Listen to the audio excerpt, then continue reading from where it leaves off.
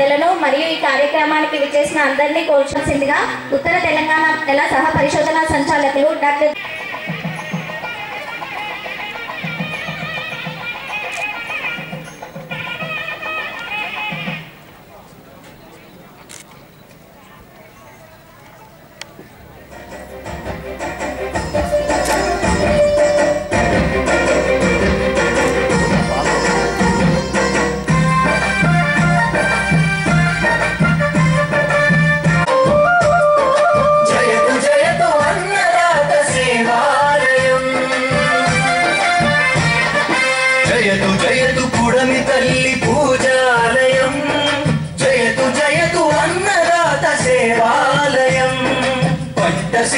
పరిధి పెంచే పరిశోధనాలయం బోధనాలయం తిరుగులేని శక్తులుగా మహిళలను పొందించే గృహ విజ్ఞానాలయం ఒక్కో విద్యార్థిలోన మొక్కవోని దీక్ష నింపి ఆకుపచ్చ సైనికునిగా తీర్చిదిద్దే శిక్షణాలయం పరిశోధన విస్తరణ బోధన పరిశోధన విస్తరణ ముప్పేటగా అల్లుకున్న అద్భుత విద్యాలయం ప్రొఫెసర్ జయశంకర్ తెలంగాణ. మనకు ఈరోజు నువ్వు పంట పైన కిసాన్ మేళాను ఏర్పాటు చేసుకోవడం జరిగింది. ఈ సందర్భంగా మనకి మన యూనివర్సిటీ ఆఫీసర్లు, అదేవిధంగా ఐఓపి ఈపీసీ వాళ్ళు మరియు జబల్పూర్ నుంచి శశామం ప్రాజెక్ట్ కోఆర్డినేటర్, మన హైదరాబాద్లో ఉన్న నూనె గింజల వ్యవస్థ పరిశోధనా స్థానం నుండి వచ్చినటువంటి శాస్త్రవేత్తలు, అగ్రి హబ్, జిల్లా అధికారులు మరియు ఇతర సిబ్బంది అందరికీ కూడా ఈ సందర్భంగా స్వాగతం, సుస్వాగతం. కొంచెం వాయిస్ పోయినందువల్ల నేను ఈరోజు మనం ఇక్కడ ప్రొఫెసర్ జయశంకర్ తెలంగాణ వ్యవసాయ విశ్వవిద్యాలయం, అలాగే Indian Institute of Oil Seeds Research Hyderabad మరియు ఈ ప్రాజెక్ట్ కోఆర్డినేటింగ్ యూనిట్ అయిన Jabalpur and Indian Oil Seeds and Product Export Council IOPC నుంచి ముంబై వారు సంయుక్త ఆధ్వర్యంలో ఈ కిసాన్ మేళాని నిర్వహించడం జరుగుతుంది. ఈ కిసాన్ మేళాకి రైతు సోదరులందరికీ కూడా మరొకసారి స్వాగతం. ఈరోజు మనం ప్రత్యేకంగా ఈ నువ్వుల మీద మనం ఈ మేళాన్ని నిర్వహించడం జరుగుతుంది. మనందరికీ తెలుసు, ఈ నువ్వులు మన తెలంగాణ రాష్ట్రంలో సుమారు 50,000 ఎకరాలలో సాగు చేస్తున్నారు.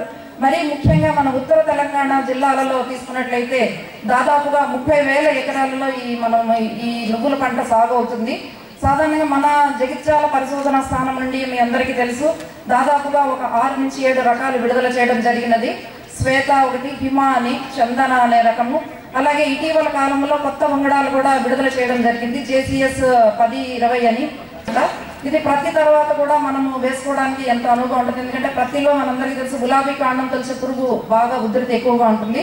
ఈ ఉధృతి తగ్గడానికి మనం కంటిన్యూగా ప్రతి తీసిన తర్వాత వివిధ పంటల్ని, మొక్కజొన్న కానీ, తర్వాత బొబ్బర్లు, అలాగే ఈ నువ్వుల పంటను కూడా మనం వేసుకున్నట్లయితే మన ఈ గులాబీ కాండం తెలిసి పురుగు ఉధృతి కూడా ఎంతో తగ్గుతుందని మనకి తెలుస్తుంది. సో అందువల్ల మనము ఈ రోజు మీరు ఇక్కడికి విచ్చేసిన శాస్త్రవేత్తలు, రైతు సోదరులు కానీ, ఇక్కడ మనకి చాలా మంది వివిధ జిల్లాల నుంచి, వివిధ స్టేట్స్ నుంచి కూడా ఎంతో ఎక్స్పర్ట్స్ అంతా వచ్చారు శాస్త్రవేత్తలు. రైతులు తమకున్న సందేహాలని వారి ద్వారా కూడా నివృత్తి చేసుకోవడానికి ఇది ఎంతో అనువైన ఇది. తర్వాత ఇక్కడ జగిత్యాల పరిశోధన స్థానంలో ఈ వరి తర్వాత కూడా కొంత దిగుబడులు పెంచడానికి, అలాగే మనకి ఇప్పటి వరకు నువ్వులపై కలుపు యాజమాన్యం కూడా వివిధ పరిశోధనలు జరుగుతున్నాయి. సో అవి ముందు ముందు రైతులకు అందుబాటులోకి వస్తాయి.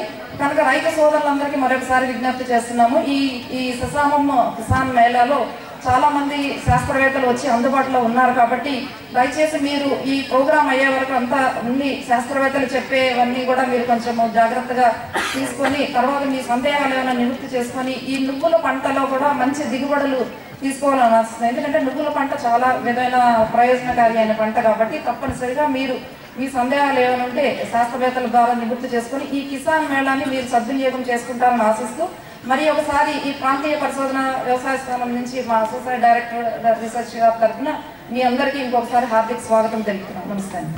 I'd like to thank all those who are responsible to organize this Kisan Mela.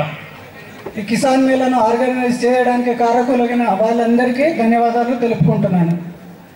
And all the dignitaries on the dais who are here, and thank you for inviting me here. I'm so happy to see so many people gather here, especially I'm sure they are farmers since it's a Kisan Mela.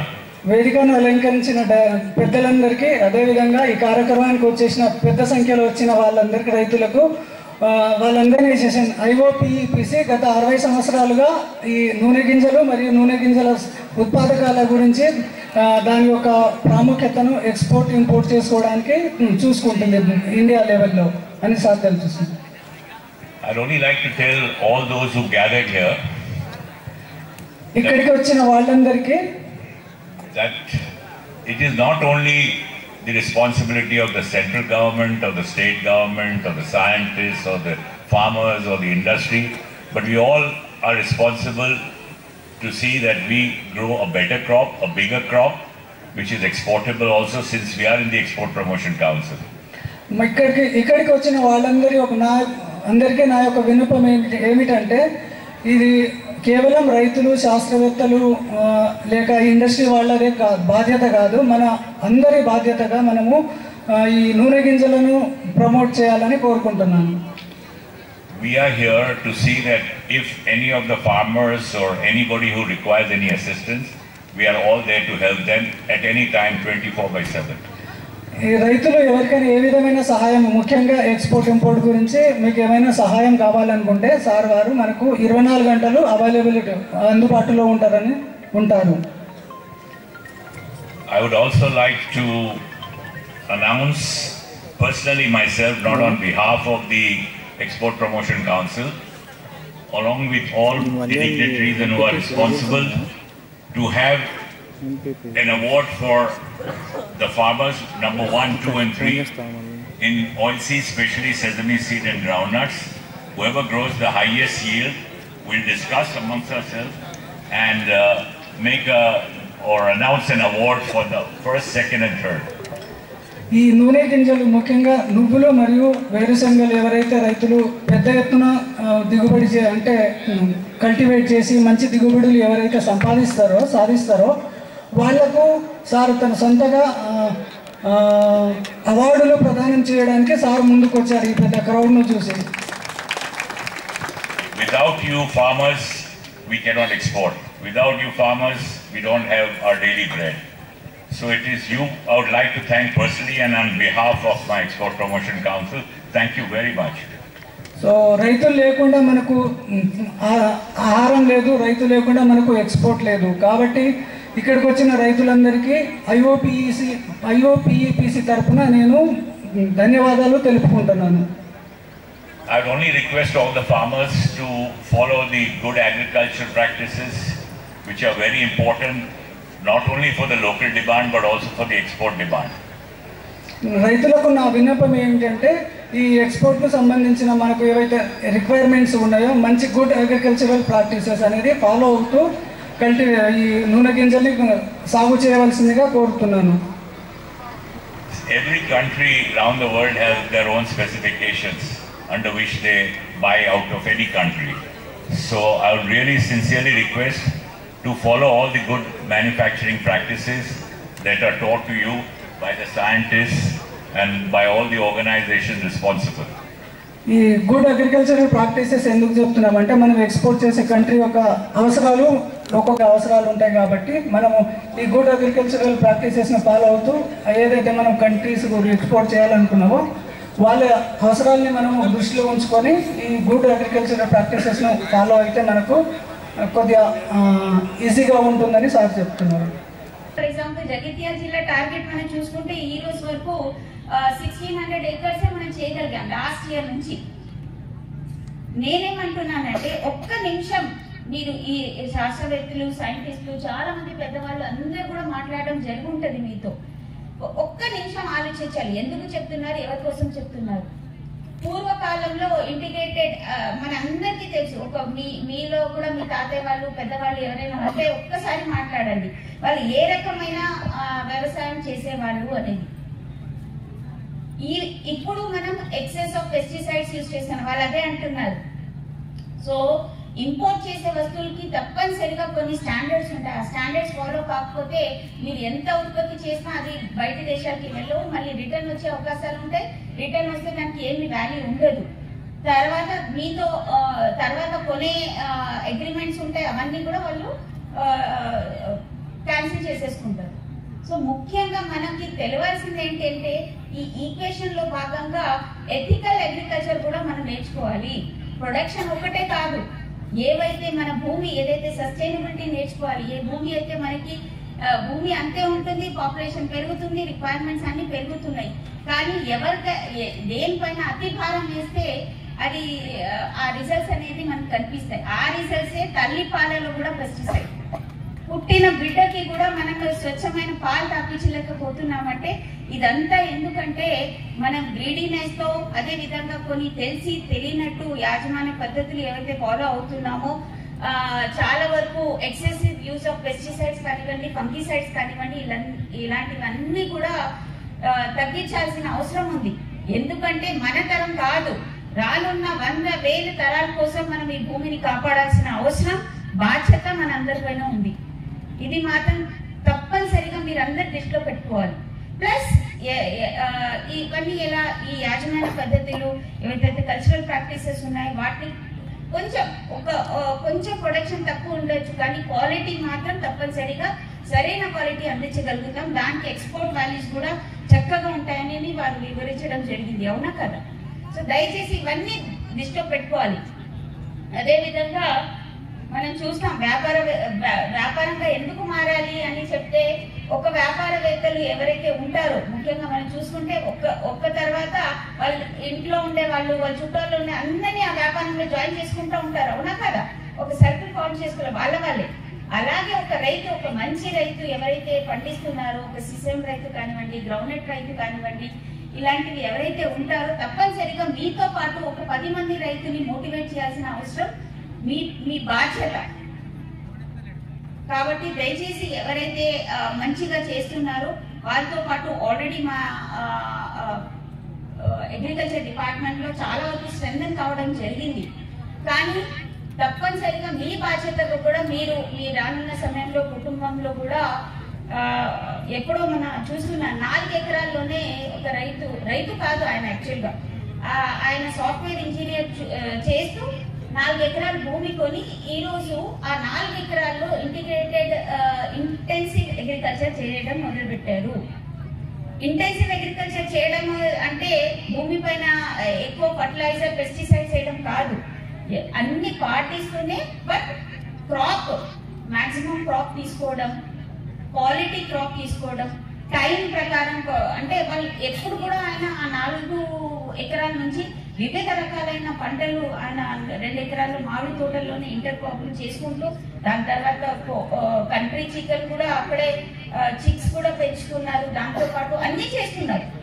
This is how you have to think. రైతులందరూ కూడా ఆ రకంగా ఆలోచించాలి.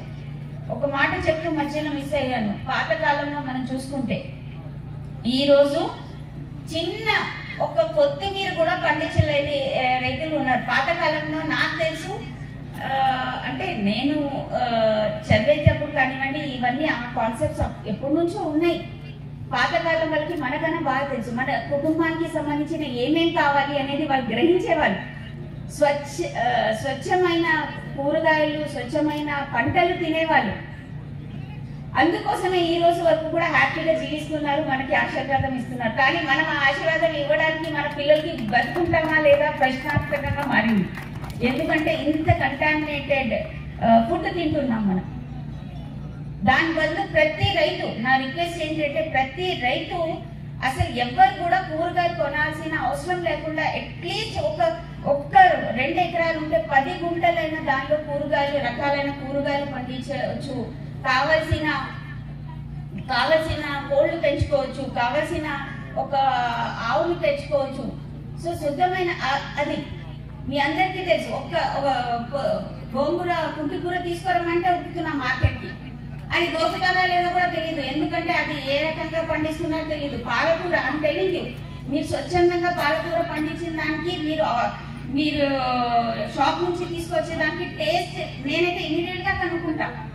ఇది వేరే ఉంది అనేది. ఎందుకంటే ఇవన్నీ కూడా అంటే వ్యాపారంగా మార్చడం అంటే do not compromise with the health of so many people. నాకు తెలుసు కూరగాయల పైన ఎన్ని పెస్టిసైడ్స్ వాడతారు. ఒక బెండకాయ కూరగాయలు అనుకున్నాం 3 రోజుల్లో ఇంత పెద్దగా అవుతుంది. చిన్నప్పుడు దాన్ని స్ప్రే చేస్తారు పెస్టిసైడ్స్, కానీ దాని ఎఫెక్ట్ మోనోక్రోటోఫాస్ కానివ్వండి ఏదైనా కూడా దాని ఎఫెక్ట్ మినిమం 15 days ఉంటుందని మన అందరికీ తెలుసు. కానీ 3 రోజుల్లోనే బెండకాయ మార్కెట్కి వస్తుంది, మార్కెట్ నుంచి ఇంటికి వస్తుంది, ఇంటి నుంచి మన కడుపులోకి వెళ్తుంది. అంటే బేసిక్ గా మనం చేసింది కర్మ అంటారు కదా, karma come back to us. So మనం ఎలాగైతే నేచర్ తో ఆడుకుంటామో then it comes back to us. నా రిక్వెస్ట్ ఏంటంటే ప్రతి రైతు కూడా దయచేసి ఇది మాత్రం పాటించాల్సిందే.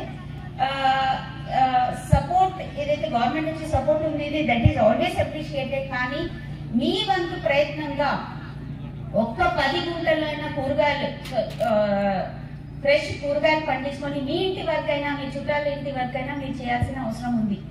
ఈ ప్రయత్నంలో భాగంగానే అంటే మేము గొప్పగా చేశామని చెప్పకూడదు, కానీ